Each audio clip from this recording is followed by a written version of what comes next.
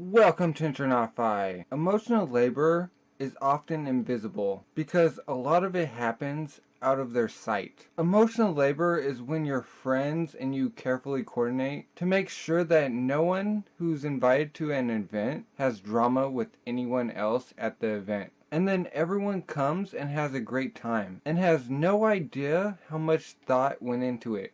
Emotional labor is when you have to cope again with the disgust you feel at having to clean yourself in a dirty bathroom or cook your food in a dirty kitchen because your housemate didn't think it was important to clean up after their messes. Emotional labor is having to start the 100th conversation with your housemate about how you need the living area to be cleaner. Emotional labor is reminding your housemate the next day that they agreed to clean up their mess but still hasn't. Emotional labor is reassuring them that it's okay, you're not mad, you understand that they've had a very busy, stressful week. Emotional labor is not telling them that you've also had a very busy, stressful week, and their mess made it even worse. Emotional labor is reassuring your friend over and over again that yes, you like them. Yes, you think they're cool. Yes, you truly want to be friends with them. Because they will not do the work of developing their self-esteem and relies on you to bandage those constantly reopening wounds. Emotional labor is letting your friend know that you didn't like what they've done because they never asked you first if you wanted to do that. Emotional labor is reassuring them that no, it's okay, you're not mad, you just wanted them to know the next time. Yes, of course you like them. No, this doesn't mean you're not friends with them, you're just not interested in those types of things. Emotional labor is not being able to rely on them to reassure you that it's not your fault that you didn't like that activity, because this conversation has turned into you reassuring them again. Emotional labor is when your friend messages you once every few weeks with multiple paragraphs about their life, which you listen to and empathize with. Afterwards, they thank you for being such a good listener. They ask you how your life has been, and you say, well, not bad, but life has been so stressful lately. They say, oh, that sucks. Well, anyways, they better get to bed, but thanks again for listening. Emotional labor is when your friend messages you and, with no warning and barely any greeting, launches into a story involving something because you know about this stuff.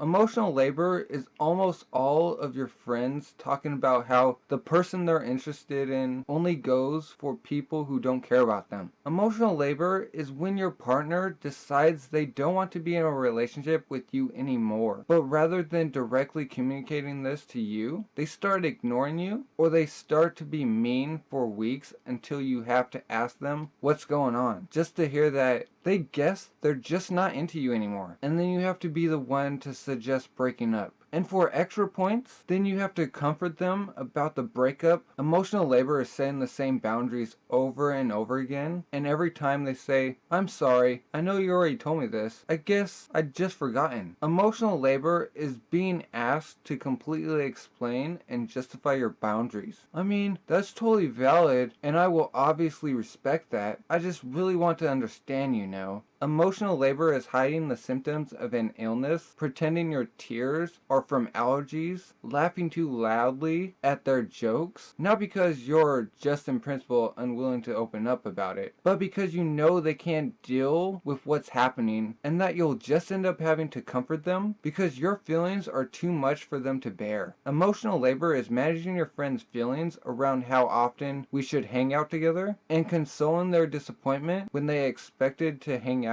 even though you never said you would and then didn't, and explaining why you didn't want to hang out this time, and making sure that we at least talked a little before bed, even though after all of this, to be quite honest, the last thing you wanted was to talk to anyone. And that's what emotional labor is. I hope that helped. Thank you for watching, and hopefully I'll see you again later.